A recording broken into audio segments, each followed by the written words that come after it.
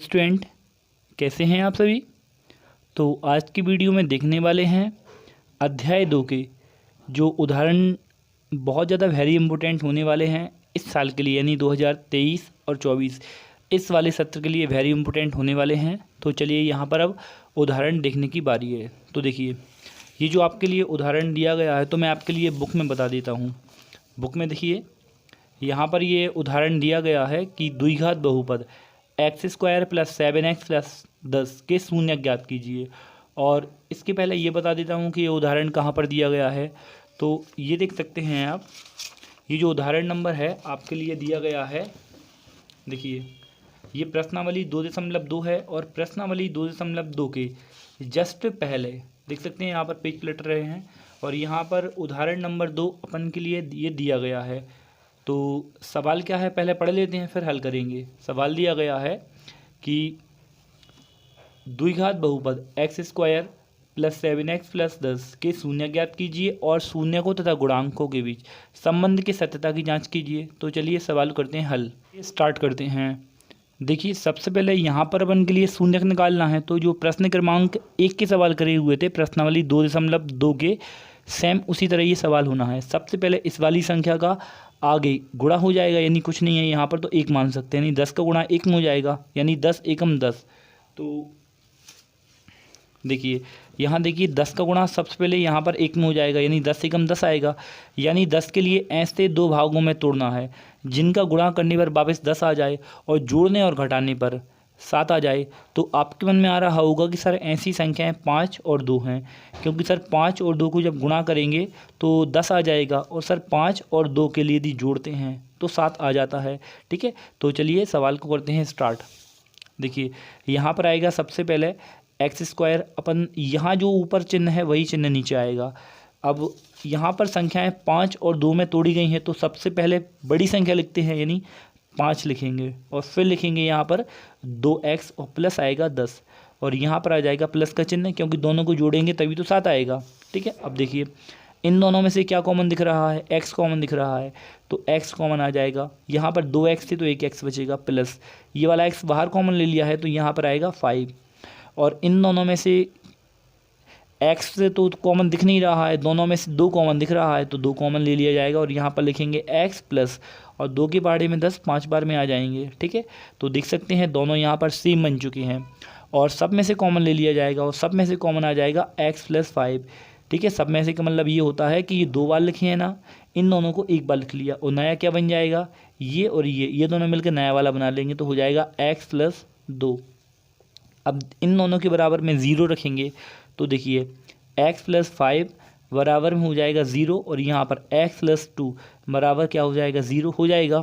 अब इसके बाद क्या होगा, ये प्लस की संख्या है वहाँ पर चली जाएगी, यानी बराबर को साइड, ठीक है, शिफ्ट हो जाएगी। तो ये प्लस की संख्या है माइनस में हो जाएगी तो x बराबर आ जाएगा -5 और यहाँ पर प्लस की संख्या फिर उस साइड माइनस की हो जाएगी, यानी x बराबर आ जाएगा -2। तो अपन बोल सकते हैं कि सर इस सवाल के 2 शून्यक आ चुके हैं। पहला शून्यक आ गया है x बराबर -1 और दूसरा वाला शून्यक आ गया है x बराबर -2। सवाल बोल रहा था शून्यकों और गुणांकों में संबंध की सत्यता की जांच कीजिए। तो चलिए यहाँ पर हेडिंग डाल देते हैं। तो चलिए देखिए, शून्यकों तथा गुणांकों में संबंध, और इसका पहला वाला 2 स्टेप में होता है और पहली स्टेप रहती है शून्यकों का योगफल, और शून्यकों का योगफल होता है अल्फा + बीटा बराबर -b/a।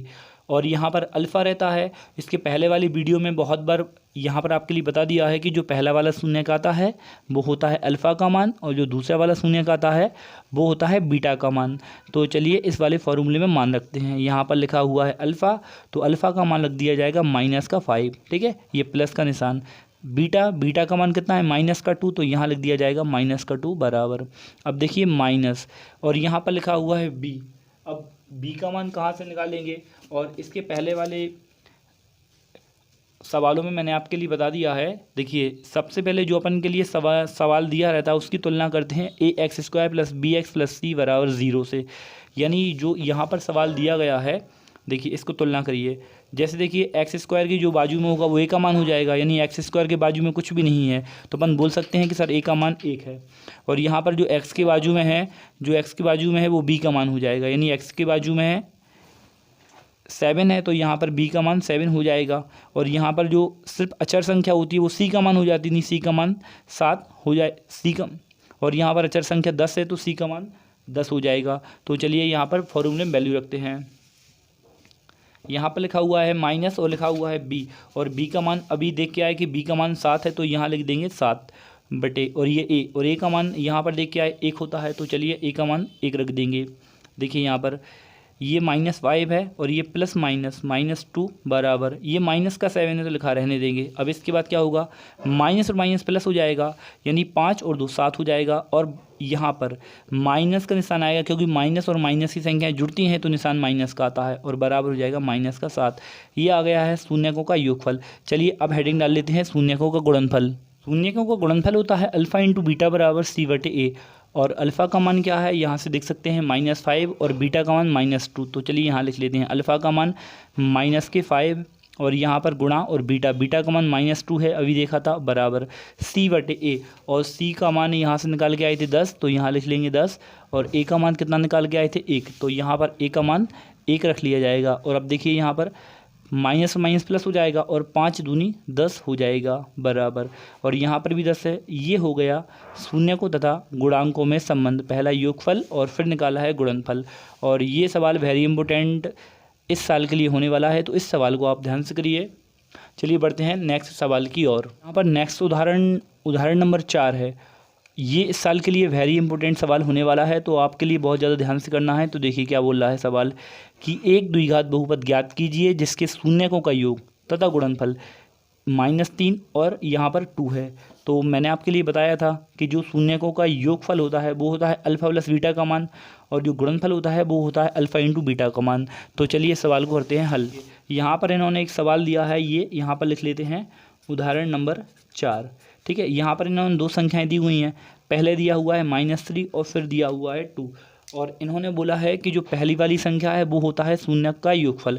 तो यहाँ पर अपन के लिए पता है, ज्ञात है कि जो पहली वाली संख्या है वो होती है शून्यक का योगफल यानी अल्फ़ा प्लस बीटा का मान, और -3 है। और जो दूसरी वाली संख्या है वो होती है अल्फ़ा इंटू बीटा का मान यानी गुणनफल है, यहाँ लिख लेंगे अल्फ़ा इंटू बीटा का मान 2।